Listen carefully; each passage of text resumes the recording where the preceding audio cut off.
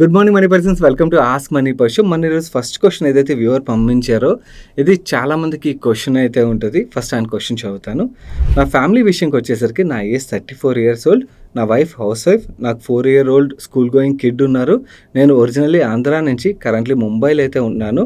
నా ఫైనాన్షియల్స్ విషయంకి వచ్చేసరికి నాకు యాన్యువల్లీ 20 లక్షల రూపాయల వరకు ఇన్కమ్ వస్తుంది. నా జాబ్లోని ఎటువంటి లోన్స్ లేవు అండ్ హోమ్ టౌన్లో ఒక సొంత ఇల్లు ఉన్నది. మంత్లీ నా ఇన్కమ్లోంచి నేను 80,000 నుంచి 90,000 రూపీస్ వరకు కరెంట్లీ ఇన్వెస్ట్ చేస్తున్నాను. ఈక్విటీస్లో 13 లక్షల రూపాయల వరకు పార్క్ చేశాను. పిఎఫ్, పీపీఎఫ్, ఎన్పిఎస్లో కలిపి 20 లక్షల రూపాయల వరకు సేవ్ చేశాను. అండ్ ఎమర్జెన్సీ ఫండ్ కింద 3 lakh రూపీస్ పార్క్ చేశాను. అండ్ నా సేవింగ్స్లో 1 lakh నుంచి 1.5 lakh వరకు ఉన్నాయి. నా క్వశ్చన్ ఏంటంటే, ఇనిషియల్ నేను 40 yearsకి ఫైర్ ప్లాన్ చేశాను. దానికి ట్రాక్లోనే ఉన్నాను. నేను నా కార్పొరేట్ జాబ్ను వదిలేసి హోమ్ టౌన్లోనే ఒక బిజినెస్ని స్టార్ట్ చేద్దాం అనుకున్నాను. ఆ బిజినెస్ స్టార్ట్ చేయాలంటే 30 లక్షలు కావాలి. ఈ 30 లక్షల్లోని 10 నుంచి 15 లక్షల రూపాయల వరకు బిజినెస్కి క్యాపిటల్ రిక్వైర్మెంట్, 2 సంవత్సరాల క్యాపిటల్ రిక్వైర్మెంట్ కింద ప్లాన్ చేశాను. అండ్ అలాగే ఇంకొక 2 సంవత్సరాల పర్సనల్ ఎక్స్పెన్స్ల కింద ఇంకో 15 లక్షల రూపాయల వరకు ప్లాన్ చేసుకున్నాను. ఎందుకంటే బిజినెస్ నుంచి ఏదైతే ఇన్కమ్ వస్తుందో ఫస్ట్ 2 years పాటు దాంట్లోంచి ఎటువంటి డబ్బులు తీయకుండా మళ్ళీ బిజినెస్లోని రీఇన్వెస్ట్ చేయాలనుకున్నాను. సో ఈ 30 లక్షల క్యాపిటల్ రిక్వైర్మెంట్ ఏదైతే ఉన్నదో దీనికి నేను ఈక్విటీ పోర్ట్ఫోలియో బిల్డ్ చేస్తున్నాను డైరెక్ట్ స్టాక్స్ అండ్ మ్యూచువల్ ఫండ్స్లోని. జూన్ 2025 కల్లా ఈ కార్పస్ని అయితే నేను బిల్డ్ చేసేస్తాను. అండ్ నేను జాబ్ వదిలేసి బిజినెస్ స్టార్ట్ చేసినట్టయితే నాకు ఒక స్మాల్ ఫ్రీలాన్స్ ఆపర్చునిటీ కూడా వస్తుంది. ఈ బిజినెస్ మాత్రమే కాకుండా దాని నుంచి నాకు ఒక మంత్లీ 10,000 రూపాయలు ఇన్కమ్ వచ్చే పాసిబిలిటీ కూడా ఉన్నది, దో గ్యారంటీ కాదు. నా డైలమా ఏంటంటే, నేను నా ఫైర్ గోల్ ఏదైతే ఉన్నదో దీన్ని పర్సూ చేయాలా లేదా కార్పొరేట్ లైఫ్ని కంటిన్యూ చేయాలా? ఎందుకంటే నేను కార్పొరేట్ లైఫ్లో కంటిన్యూ చేసినట్టయితే నా కెరియర్ పరంగా ప్రొఫెషనల్లీ మానిటరీ అయితే గ్రో అవుతాను. అదే నేను నా బిజినెస్ ఏదైతే ఉన్నదో దాన్ని పర్సూ చేసినట్టయితే నేను సంతోషంగా ఉంటాను అండ్ నా ఓన్ స్టేట్లోని నా ఓన్ పీపుల్తో ఉంటాను. నేను బిజినెస్ పెట్టాలనుకుంటుంది Tier 2 సిటీ హోమ్ టౌన్లోని ఎజ్యూమ్ ఆంధ్రాలో క్యాపిటల్ సిటీలో పెట్టాలనుకున్నాను. మీ గైడెన్స్ కావాలి. చాలా మంచి క్వశ్చన్ అడిగారండి. రీసెంట్ టైంలో కార్పొరేట్ జాబ్స్లోని ప్రెషర్ ఏ లెవెల్లో పెరిగిపోయిందో మనం ప్రత్యేకంగా మాట్లాడుకోకర్లేదు కదా. దీంతో చాలామంది ఇలా ఆలోచిస్తున్నారు. ఏంటంటే వాళ్ళ జాబ్ని క్విట్ చేసి వాళ్ళ ఏదైతే ప్యాషన్ ఉన్నదో బిజినెస్లో కానీ లేకపోతే వేరే అదర్ ప్యాషన్ ఏదైతే ఉన్నదో దాన్ని పర్సూ చేయాలని ఆలోచిస్తున్నారు. ఇలా ఆలోచించడంలో తప్పులేదు. కానీ ప్రాబ్లం నేను చూస్తుంది ఏంటంటే, చాలామంది ఇలా ఆలోచించి జాబ్ క్విట్ చేసిన తర్వాత కొన్నాళ్ళకి మళ్ళీ తిరిగి జాబులకు వెళ్తున్నారు. ఈ సినారియోస్ ఎందుకు వస్తున్నాయని నేను ఆలోచించినప్పుడు, వాళ్ళు జాబ్ క్విట్ చేసేటప్పుడు ఫైనాన్షియల్స్ పరంగా మోస్ట్ ఆఫ్ ద కేసులో నాకు కనబడేది 10-20% కేసుల్లో వేరే అదర్ రీజన్స్ కూడా ఉంటాయి. బట్ మోస్ట్ ఆఫ్ ద కేసెస్లోని వాళ్ళు ఫైనాన్షియల్స్ ప్రాపర్గా ప్లాన్ చేసుకోకపోవడం వల్ల మళ్ళీ వెనక్కి వెళ్ళాల్సి వస్తుందన్నమాట. సో ఫైనాన్షియల్స్ పరంగా మనం పర్ఫెక్ట్గా ప్లాన్ చేసిన తర్వాతే జాబ్ క్విట్ చేయడం అనేది రైట్ డెసిషన్ అయితే అవుతుంది. నేను జాబ్ క్విట్ చేసే ముందు నేను ఎలాంటి డెసిషన్ తీసుకున్నా అంటే, నా ప్రాక్టీస్ స్టార్ట్ చేసినట్టయితే నాకు తెలుసు 1.5 yearలో బ్రేక్ ఈవెన్ అయిపోద్ది.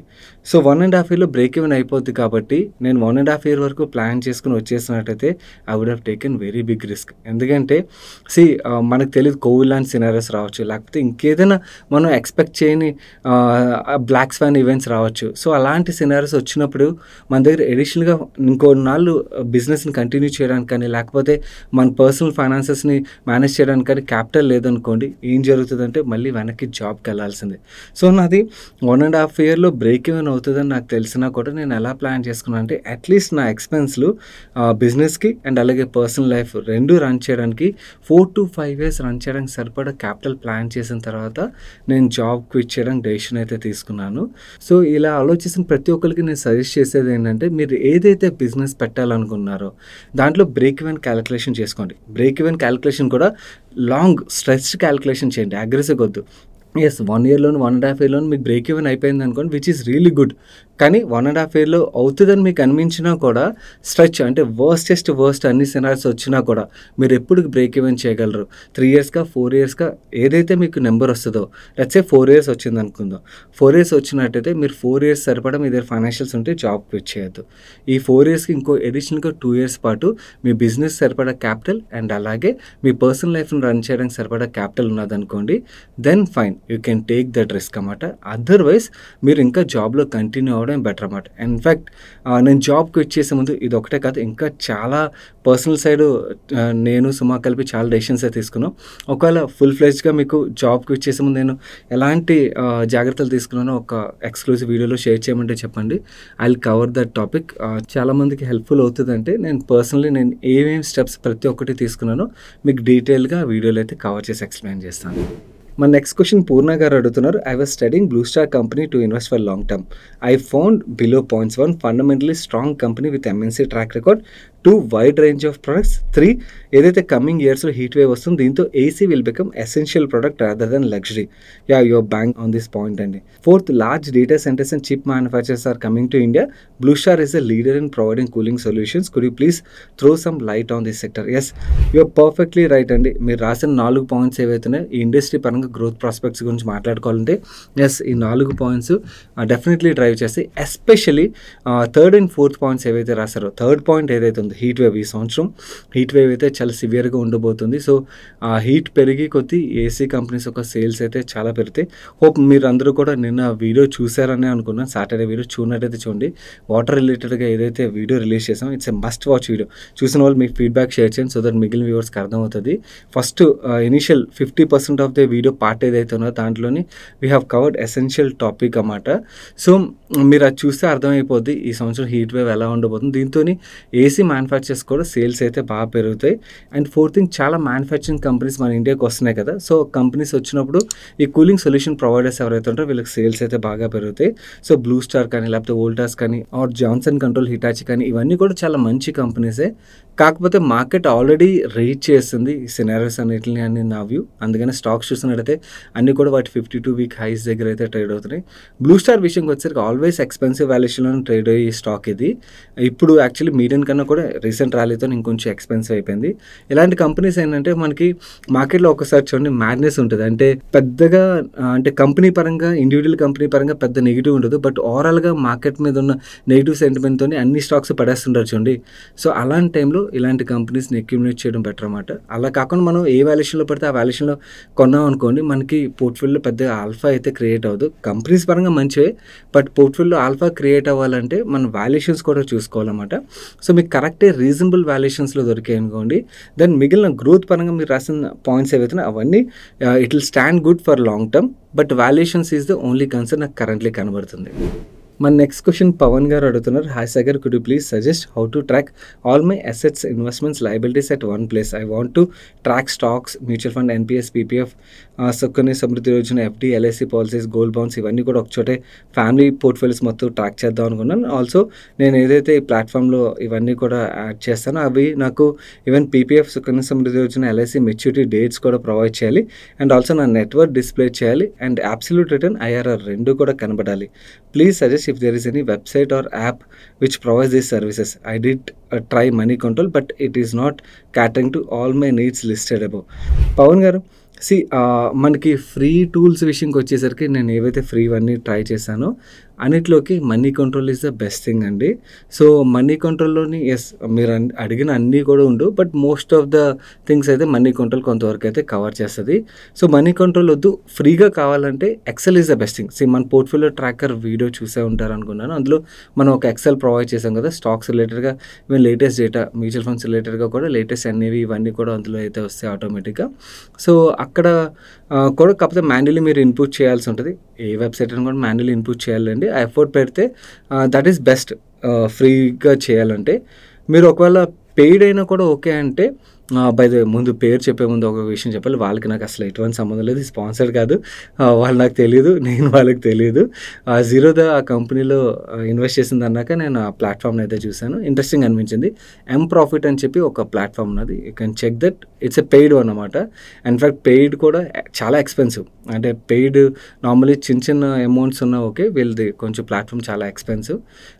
బట్ స్టిల్ వాళ్ళైతే అన్నీ ప్రొవైడ్ చేసినట్టుగైతే నాకు కనబడింది. ఫ్రీగా కావాలంటే Excel is the best thing అండి. ఎక్సెల్ తర్వాత నాకు కనబడిన best thing is Moneycontrol అండి. మిగిలిన అదర్ మీకు వాల్యూ రీసెర్చ్ ఇవన్నీ కూడా ప్రొవైడ్ చేస్తాయి. ఈవెన్ ఎకనామిక్ టైమ్స్ వాళ్ళు కూడా ప్రొవైడ్ చేస్తారు. కాకపోతే మనీ కంట్రోల్ ప్రొవైడ్ చేసినంత ఫెసిలిటీస్ కూడా వాళ్ళు ప్రొవైడ్ చేయరు. మన నెక్స్ట్ క్వశ్చన్ లావణ్య గారు అడుగుతున్నారు. High money purse team, I purchase RailTel stock at 147 rupees after watching your video 3 years back. Now, should I hold this stock or exit? Because in recent videos, you are speaking about railway bubble will burst soon. Eventually I have conviction on railway stocks growth but this rally is making me worry. Okay, Lavan గారి question answer చేసే ముందు small reminder guys, వీడియోలో share చేసిన information helpful అవుతుంది అనిపించినట్టయితే వీడియోని తప్పకుండా like చేయడం అయితే మర్చిపోకండి. అండ్ మీకు కూడా ఏదైనా క్వశ్చన్ మమ్మల్ని అడగాలనిపించినట్టయితే మిగిలిన వ్యూవర్స్ ఎలాగైతే కంటిన్యూస్గా #AskMoneyPerson రాసి వాళ్ళు క్వశ్చన్ రాస్తున్నారు, అలా రాసినట్టయితే మీకు క్వశ్చన్స్ మాకైతే రీచ్ అవుతాయి. నో, లావణ్య గారి క్వశ్చన్ విషయంకి వచ్చేసరికి నేను రీసెంట్ టైంలో రైల్వే స్టాక్స్ రిలేటెడ్గా నెగిటివ్ వ్యూ షేర్ చేయడం వెనకాల రీజన్ ఏంటంటే క్రేజీ యూఫోరియా బిల్డ్ అయిపోయిందండి. రైల్వే స్టాక్ అనగానే ఏ వాల్యుయేషన్ అని కూడా చూడట్లేదు అండ్ వాళ్ళ ఎగ్జిక్యూషన్ క్యాపబిలిటీ చూడట్లేదు. సో ఏ ప్రైస్లో పడితే ఆ ప్రైస్లోని రైల్వే స్టాక్స్ అనగానే కొనేస్తున్నారు అన్నమాట. అలా కొనేవాళ్ళు definitely they will bound to see losses. Versus మీ సినారియో ఇస్ కంప్లీట్లీ డిఫరెంట్. మీరు ఆ టైంలో కొన్న వాల్యుయేషన్ ఏదైతే ఉన్నదో వెరీ అట్రాక్టివ్. ఆ టైంలో నేను కూడా పాజిటివ్గా మాట్లాడడానికి రీజన్ ఏంటంటే ఆ ఐపీఓ వచ్చినప్పుడు ప్రతి ఒక్కరు మార్కెట్లో నెగిటివ్గానే ఉన్నారు. అయినా కూడా నేను నాకు బిజినెస్ పరంగా ఏదైతే అనిపించిందో నేను ప్రతిసారి ఏ ఐపీఓస్ వచ్చినా వేరియస్ కంపెనీస్ రిలేటెడ్గా కూడా నాకు మార్కెట్లో ఉన్న సినారియోస్ సంబంధం ఉంటుంది. నాకు పర్సనల్ ఏమనిపించిందో అదే ఓపెన్గా నేను చెప్తాను. సో ఆ టైంలో కూడా నాకు బిజినెస్ పరంగా డెఫినెట్లీ బాగా గ్రోత్ ప్రాస్పెక్ట్స్ అయితే కనబడుతున్నాయి అండ్ గవర్నమెంట్ స్పెండింగ్ అండ్ అప్పుడు వాల్యుయేషన్స్ ఏవైతే అవి కూడా అట్రాక్టివ్గా అనిపించడంతో నేను ఆ పాజిటివ్ వ్యూ అయితే షేర్ చేశాను. కానీ అక్కడి నుంచి మీరు ర్యాలీ చూసినట్టయితే ఆర్డర్ బుక్ అయితే బిల్డ్ అవుతుంది, కానీ ఇంత షార్ట్ టర్మ్లో అంత rally and 62 times valuation for RailTel is very expensive అన్నది నా వ్యూ కరెంట్లీ. కాకపోతే ఈ టైంలో ఫ్రెష్గా ఎంటర్ అవ్వాలని ఎవరైనా ఆలోచిస్తున్నారు అనుకోండి, దెన్ డెఫినెట్లీ నేను ఆ కాషన్ స్టేట్మెంట్ ఏదైతే నాది పర్సనల్ వ్యూ షేర్ చేస్తున్నానో అది వాళ్ళ గురించి అన్నమాట. ఎందుకంటే ఈ ప్రైస్లో ఎంటర్ అవుతున్న వాళ్ళు డెఫినెట్లీ కరెక్ట్ అయినప్పుడు వాళ్ళు లాసెస్ అయితే చూస్తారు. వేరేజ్ మీ కేసులో మీరు ఎంటర్ అయిన valuation is very very attractive. But valuation attractive అయినా కూడా మీరు ఎగ్జిట్ అవ్వాలో వద్దా అని డెసిషన్ 2 scenarios మీద డిపెండ్ అవుతాయి. ఒకటి ఏంటంటే ఇప్పుడు ప్రైస్ ఏదైతే ఉన్నదో 450, 500 వాట్ ఎవర్ ప్రైస్, నాకు ఎగ్జాక్ట్ ప్రైస్ అయితే చూడలేదు. బట్ ఈ ప్రైస్ నుంచి లచ్చే 250 కరెక్ట్ అయింది అనుకోండి. కరెక్ట్ అయిన తర్వాత అరే నేను ఆ ప్రైస్ చూశాను, ఆ టైంలో ప్రాఫిట్ బుక్ చేసుకున్నట్టయితే నాకు ఇంకొంచెం ఎక్కువ ప్రాఫిట్ వచ్చేది కదా అని చెప్పి వరీ అయ్యేటట్టయితే మాత్రం డెఫినెట్లీ అలాంటి వాళ్ళందరూ మీకు ఏదైతే ప్రాఫిట్ వస్తుందో ఆ ప్రాఫిట్ బుక్ చేయడమే రైట్ డెసిషన్ అవుతుంది. అదే అలా కాకుండా నా గ్రోత్ పరంగా చాలా కాన్ఫిడెన్స్ ఉన్నది, లాంగ్ టర్మ్లోని బాగానే ఉంటుంది.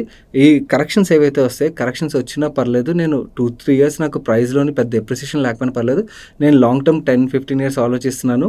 మళ్ళీ రికవర్ అయినప్పుడు నేను ఈ కరెక్షన్ బయింగ్ ఆపర్చునిటీ కింద యూజ్ చేసుకుంటాను అండ్ అలాగే మళ్ళీ గ్రో అయినప్పుడు నాకు లాంగ్ టర్మ్లో గ్రో అవుతుందని ఆలోచించినట్టయితే ఆ సినారియోలో దాన్ని డెఫినెట్లీ హోల్డ్ చేయడం బెటర్ అన్నమాట. So it depends on you, మీరు ఎలా ఆలోచిస్తారన్న దాని మీద డిపెండ్ అయి ఉంటుంది.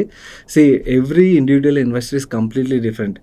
టైటన్ స్టాక్ ఉన్నది కదా, మనం ఇప్పుడు చూసినట్టు లాంగ్ టర్మ్ చార్ట్ చూస్తే చాలా బిగ్గెస్ట్ వెల్త్ క్రియేటర్గా కనబడుతుంది. రాకేష్ జుంజునవాలా గారు కేసులో చాలామంది మాట్లాడుకుంటారు టైటన్లో he made very big money అని చెప్పి. బట్ టైటాన్ కూడా చాలాసార్లు కరెక్ట్ అయింది.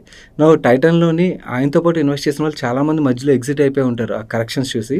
ఇట్ డిపెండ్స్ ఆన్ మన వ్యూ ఏంటన్నది. అంటే మనకి ఇండస్ట్రీ పరంగా కంపెనీ పరంగా లాంగ్ టర్మ్లో కాన్ఫిడెన్స్ ఉన్నదనుకోండి, దెన్ మీ వాల్యుయేషన్స్ వేర్ వెరీ అట్రాక్టివ్ అనుకోండి, కరెక్షన్స్ వచ్చిన నేను వరి అవ్వను అనుకున్నట్టయితే కంటిన్యూ చేయడం బెటర్ డెసిషన్ అవుతుంది. ఇది రైల్టెల్ కాదు, వేరే ఏ స్టాక్ అయినా కూడా అదే. అలా కాదు, నేను యాక్చువల్లీ ఏదైతే మ్యాక్సిమం ప్రాఫిట్ ఉన్నదో ఆ ప్రాఫిట్ నేను ఎన్కాష్ చేసుకోవాలనుకున్నాను, వేరే ఇంకేమైనా బెటర్ వాల్యుయేషన్ ఉన్న స్టాక్లో ఇన్వెస్ట్ చేసుకుంటా అనుకున్నట్టయితే దెన్ వెరీ ఎక్స్పెన్సివ్ అయిపోయినప్పుడు ఎగ్జిట్ అవ్వడం ఈజ్ ద బెస్ట్ డెసిషన్ అవుతుంది. మన నెక్స్ట్ క్వశ్చన్ లక్ష్మీనారాయణ గారు అడుగుతున్నారు, నాకు అన్ని టాటా కంపెనీస్లోని ఒకేసారి లేదా ఎస్ఐపి రూపంలో కొంత డబ్బుని జమ చేద్దాం అనుకున్నాను, ఏదైనా మ్యూచువల్ ఫండ్ ఉంటే చెప్పగలరు? అలా ఉండవండి. అంటే ఒకే గ్రూప్లోని మొత్తం పోర్ట్ఫోలియో బిల్డ్ చేసే ఫండ్స్ అంటే ఏముండవు. అండ్ ఈవెన్ మీరు అలా ఆలోచిస్తున్న ఒకే గ్రూప్లో మొత్తం డబ్బులు ఇన్వెస్ట్ చేద్దామని ఆలోచిస్తున్నా కూడా అలా ఆలోచించద్దు. రీసెంట్ టైంలోని ఈ క్రేజీ బిహేవియర్ అయితే మార్కెట్లో కనబడుతుంది, ఎస్పెషల్లీ టాటా స్టాక్స్ రిలేటెడ్గా. లెట్ మీ టెల్ యూ, కొత్తగా మార్కెట్లో వచ్చిన వాళ్ళకి, అంటే రీసెంట్ లాస్ట్ 3-4 yearsలో వచ్చిన వాళ్ళకి Tata stocks have done really well.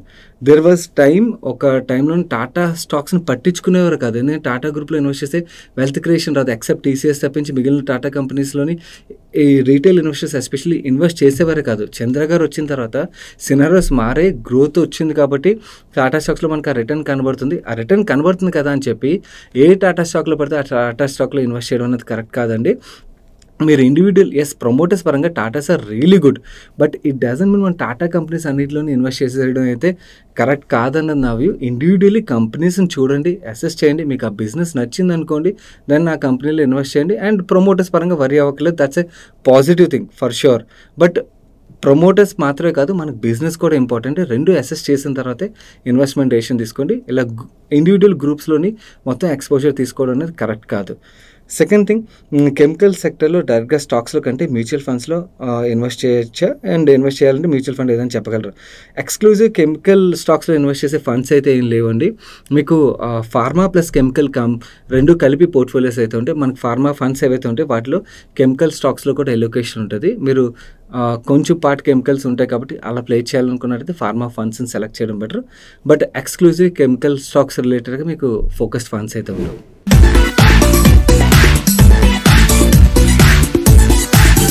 ఈరోజు సండే ఫండే సజెషన్ విషయంకి వచ్చేసరికి ఫ్యూ ఇయర్స్ బ్యాక్ న్యూస్లో చాలా ఎక్కువగా సర్క్యులేట్ అయిన news Sheena Bora murder case ఏదైతే ఉందో దాని మీద డాక్యుమెంటరీ సిరీస్ని నెట్ఫ్లిక్స్లో రిలీజ్ చేశారు. చూడనట్టయితే చూడండి, ఇంట్రెస్టింగ్ ఉంటుంది. మన నెక్స్ట్ క్వశ్చన్ వెంకటేష్ గారు అడుగుతున్నారు, ఫేమ్ ఇండస్ట్రీస్ ఒక్కసారిగా ఎందుకంత తగ్గింది? 2400 నుంచి 1200 చూపిస్తుంది. నేను 1800 వద్ద 26 షేర్లు కొన్నాను. ఇప్పుడు 1:1 బోనస్ ప్రకారం 26 షేర్లు నా డిమాట్ అకౌంట్లో కనిపిస్తున్నాయి, కానీ దాని వాల్యూ 0 నుంచి మొదలయ్యాయి.